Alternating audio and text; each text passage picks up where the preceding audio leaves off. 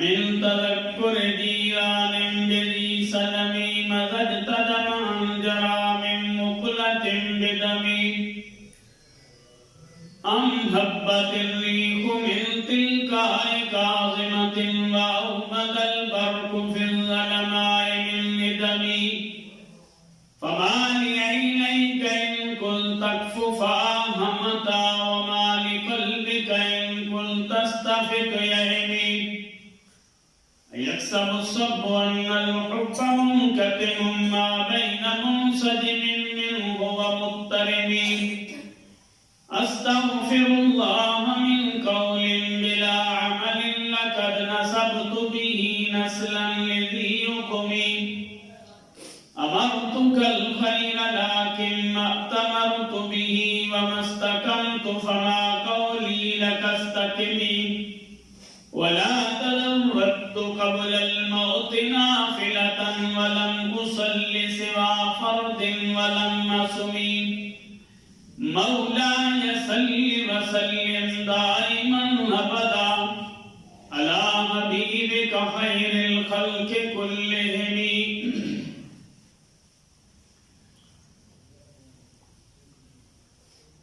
نہایت ہی واجب الاحترام معزز و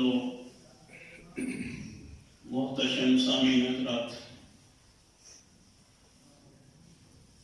قرآن مجید فرقان حمید کی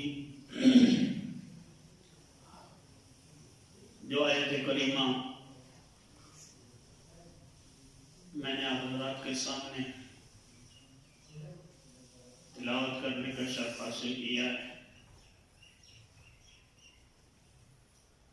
اس کا پہلا لفظ ہے وَعْبُدُ اللَّهَ، اللہ کی عبادت کرو،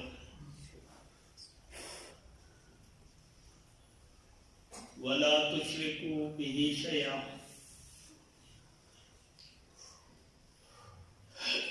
اللہ کے ساتھ کسی کو شریک نہ ٹھہراؤ۔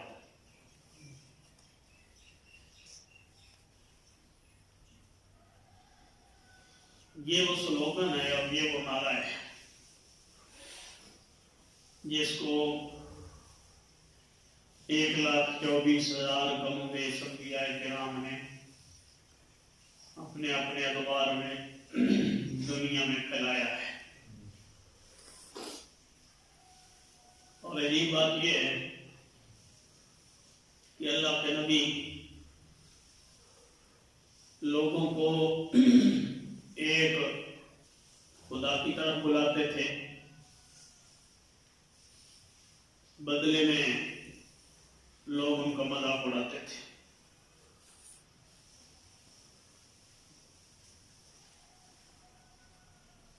ان کے ساتھ ناروا سلوک کیا جاتا تھا، مگر انبیاء کرام نے اپنے اپنے ادوار میں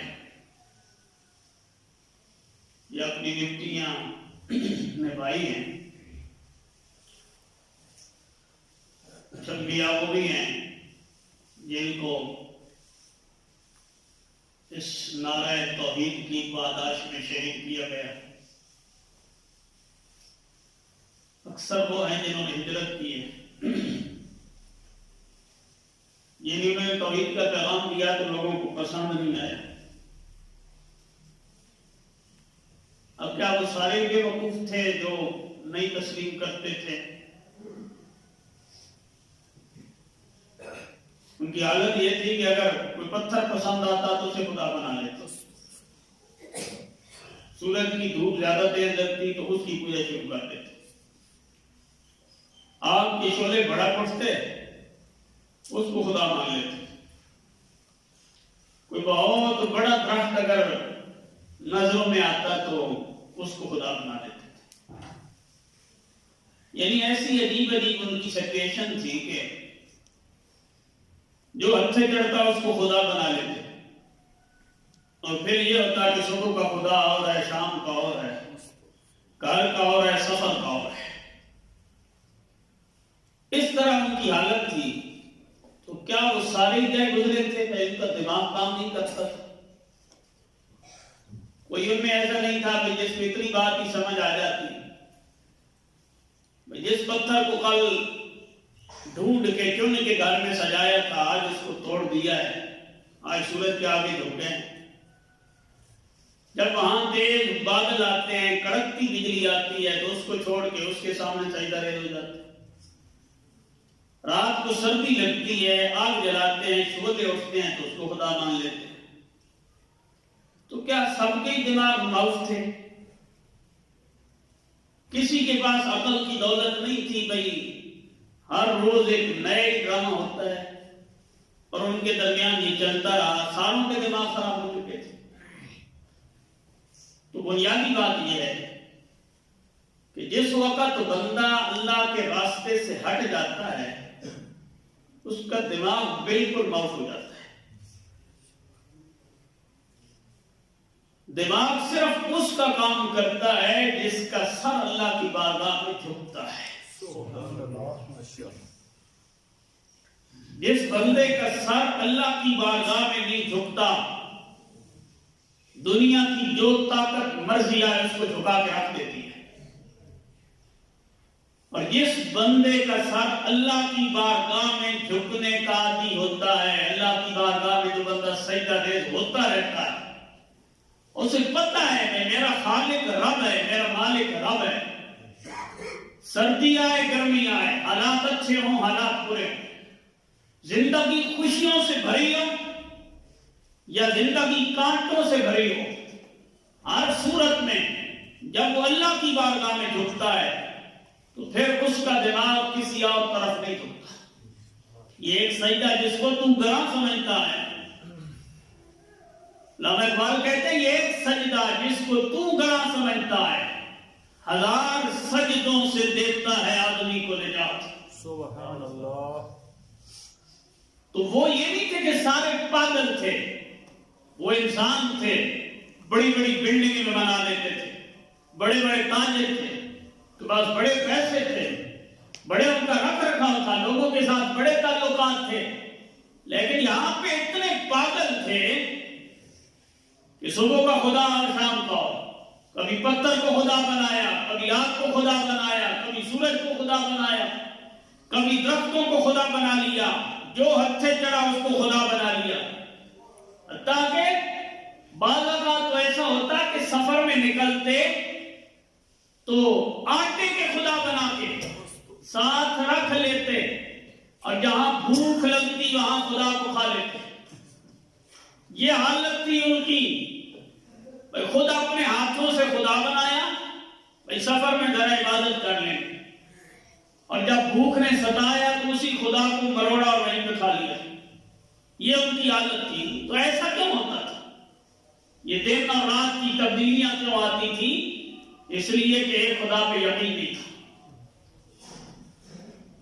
اگر وہاں تک نہیں پہنچے نا تو اس کے قریب آج کے مسلمان بھی پہنچ چکے. اگر اس ذہنی کیپیسٹی تک ہم لوگ نہیں گئے نا تو اس کے قریب آج کے مسلمان بھی جا چکے ہیں کہ وہ کعبہ جہاں پہ ساری رحمتیں نازل ہوتی ہیں اور وہ آقا کریم صلی اللہ علیہ وآلہ وسلم کا در اقدس جہاں سے پوری دنیا کو رحمتیں تقسیم کی جاتی ہیں، وہاں پہ حاضری نہیں دی جا رہی. کیوں نہیں؟ بیماری آ گئی ہے. میرے کریم نے فرمایا غبار المدینہ فیہ شفاء، فرمایا میرے مدینے میں جو داخل ہو جائے گا اس کو بھی بیماری نہیں ہے. سبحان اللہ. جس کو مدینے کی مٹی لگ جائے وہ بندہ شفا پا جاتا ہے.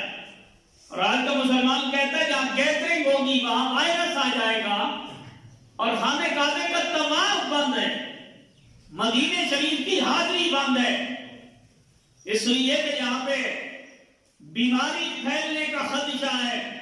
یہ وائرس سے ڈرنے کا موقع نہیں ہے، یہ خدا سے ڈرنے کا موقع ہے، یہ اللہ کی بارگاہ میں جھکنے کا موقع ہے.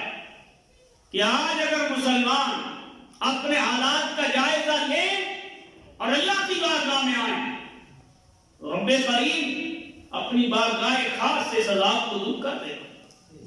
میرے آقا کریم صلی اللہ علیہ وآلہ وسلم نے اللہ کی بارگاہ میں سپیشلی دعا کی تھی. نبی کریم صلی اللہ علیہ وآلہ وسلم نے سپیشلی دعا کی تھی. میرے حضور نے فرمایا اللہ کی بارگاہ میں عرض کیا ہے باری تعالیٰ میری امت کو اجتماعی عذاب میں گرفتار نہ کرنا. ایسا عذاب جس کے اندر پوری امت ہی گرفتار ہو جائے کوئی بھی نہ بچے. اے باری تعالیٰ میری امت کو اجتماعی عذاب کے اندر گرفتار نہ کرنا. سارے بیمار پڑ جائیں, سارے مر جائیں, سب پہ سیلاب آئے, سب پہ زلزلہ آئے, سب پہ طاعون آئے, سب پہ بیماری آئے, امت ساری کی ساری گرفتار ہو جائیں. میرے کریم نے اللہ کی بارگاہ میں التجا کی باری تعالیٰ میری امت پہ کرم نوازی فرمانا, ساری امت کو اجتماعی عذاب میں نہ گرفتار کرنا. رب العالمین نے وعدہ کیا محبوب نہیں کریں گے. یہ حضور کی دعا قبول ہوئی ہے. اللہ نے وعدہ فرمایا ہے اے محبوب تیری امت کو اجتماعی عذاب میں گرفتار نہیں کریں گے. کہیں سیلاب آئے گا, کہیں لوگ خوشحال ہوں گے, کہیں زلزلہ آئے گا, کہیں مدد کرنے والے موجود ہوں گے, کہیں طاعون پھیلے گا, کہیں بہتر حالت میں ہوں گے. مختلف علاقوں کے اندر تو عذاب آتا رہا, دنیا کے اندر تکلیفیں آتی رہی ہیں, مگر آقا کریم صلی اللہ علیہ وآلہ وسلم کی پوری امت کو نہ قوم صالح کی طرح تباہ کیا گیا, نہ قوم شعیب کی طرح تباہ کیا گیا, نہ قوم نوح کی طرح تباہ کیا گیا. کیوں نہیں کیا گیا؟ ان قوم میں تو ایک گناہ ہے, ایک گناہ کی وجہ سے پوری قوم کو ملیا میٹ کر دیا جاتا ہے, صفحہ ہستی سے مٹا دیا جاتا ہے. ایک گناہ قوم لوط بدفعلی کرتی ہے, ہم جنس پرستی کا شکار ہیں. ایک گناہ کی وجہ سے وہاں پہ عذاب آ گیا. ایک گناہ کیا حضرت صالح علیہ السلام کی قوم نے اونٹی چپکاؤں کاٹ دیے, عذاب آ گیا. ایک گناہ کیا حضرت شعیب علیہ السلام کی قوم نے ناپ تول میں کمی کر دی, پوری قوم ملیا میٹ کر دی گئی. اس قوم کے اندر ساری بیماریاں پائی گئی. ایک سے گناہ پڑا گیا, بڑے سے بڑا گناہ اس کے اندر آ گیا. قوم کو بھی خیال نہیں آ رہا, اللہ اور اس کے رسول کی طرف قوم آنے کے لیے تیار ہی نہیں ہے. آج بھی ملاوٹ کرنے والا دھڑلے سے ملاوٹ کر رہا ہے. اگر کسی جگہ پہ ژالہ باری ہوتی ہے, فصلیں تباہ ہوتی ہیں, کسان رو رہا ہے, دکاندار خوش ہو رہا ہے, میرا ریٹ بڑھ جائے گا, کسان تڑپ رہا ہے, میری فصلیں تباہ ہو رہی ہیں. ایک مسلمان دوسرے مسلمان کی تباہی دیکھنے کے بعد اپنی خوشیوں کے شادیانے بجا رہا ہے. اگر ایک علاقے میں بیماری آتی ہے جہاں پہ نہیں ہے, وہ مطمئن ہو کے بیٹھا ہے فلاں علاقے میں بیماری آ گئی, ہم ابھی تک سیف سائیڈ ہیں, ہم ابھی تک محفوظ ہیں. میں نے کہا دوسروں کے گھر اجڑنے پہ خوشیاں منانے والے یاد رکھ, یہی مصیبت کل تیرے گھر میں بھی آ سکتی ہے. سارے اگر محفوظ ہیں, کوئی باپ دادے کا نہیں ہے مسئلہ, کوئی خاندانی وڈیرہ شاہی کی بات نہیں ہے, یہ صرف حضور کا صدقہ ہے. ساری قوم جو بچی ہوئی ہے نا, یہ صرف حضور کا صدقہ ہے. حضور نے دعا کی, پہلا ایسا کیا ہے, میرے کریم نے اللہ کی بارگاہ میں کیا دعا کی, پوری قوم پہ اجتماعی عذاب نہ آئے. میرے کریم نے دعا کی باری تعالیٰ اجتماعی عذاب میں قوم غرق نہ ہو. اللہ نے فرمایا محبوب نہیں کرے. دوسری دعا میرے کریم نے اللہ کی بارگاہ میں کی ہے باری تعالیٰ میری پوری امت کو کوئی ساری قوم کو غلام نہ بنائے, کیونکہ اگر ذہن غلام ہو جائے تو انسان ہی نہیں رہتا, عام شے بن جاتی ہے. حضور نے اللہ کی بارگاہ میں دعا کی باری تعالیٰ میری قوم کو اجتماعی طور پہ پوری امت غلام نہ بنے. اللہ نے فرمایا محبوب سارے کفر کو تیری پوری امت پہ مسلط نہیں ہونے دیں گے, پوری قوم یوں غلام نہیں بنے گی.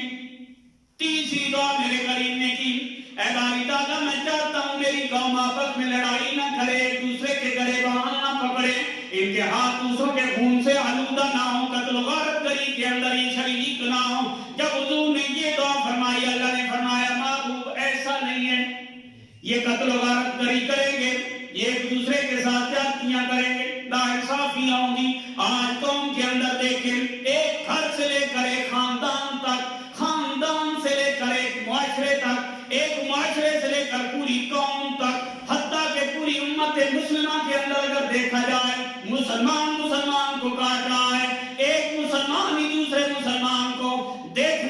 تیار نہیں ہے. میرے کریم نے فرمایا مسلمان کی مثال اس طرح ہے جس طرح انسان کا ایک جسم ہوتا ہے, کانٹا پاؤں میں چبھتا ہے, خبر دماغ کو ہوتی ہے, تکلیف پورے بدن کو ہوتی ہے, آنکھ تکلیف میں ہوتی ہے, پورا بدن رات کو آرام نہیں کر پاتا.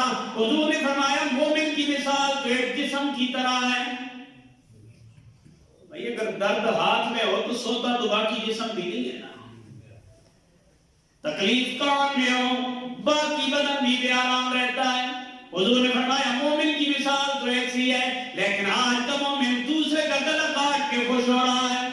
آج کا مومن دوسرے کو تکلیف دے کے خوش ہوتا ہے اور پھر کہتا ہے کہ میں بڑا مومن ہوں, میں بڑا متقی ہوں, میں بڑا پرہیزگار ہوں. اللہ نے فرمایا وَاعْبُدُوا اللَّهَ وَلَا تُشْرِكُوا بِهِ شَيْئًا. میں رب کے ساتھ کسی کو شریک نہ ٹھہرانا. اور یہ کیا ہے کہ اتنا بھی عقیدہ نہیں ہے. ایک ذرا سی بیماری آئے تو بندہ دنیا کے آگے لیٹ جائے, اللہ کی بارگاہ میں آئے, اللہ کی بارگاہ میں التجا کر. اگر آپ چاہتے ہیں پرسنلی, خاندانی طور پہ, معاشرتی طور پہ اللہ کے عذاب سے بچ جائیں, نسخہ ایک ہی ہے, توبہ کریں, استغفار کریں رب کی بارگاہ میں. اور اگر یہ نہیں کرتے, آپ حج کریں, آپ عمرے کریں, آپ تلاوتیں کریں, آپ نمازیں پڑھیں, آپ جو مرضی کرتے پھریں, اس وقت تک جب تک گناہ نہیں چھوڑیں گے اس وقت تک پلے کچھ نہیں پڑے گا.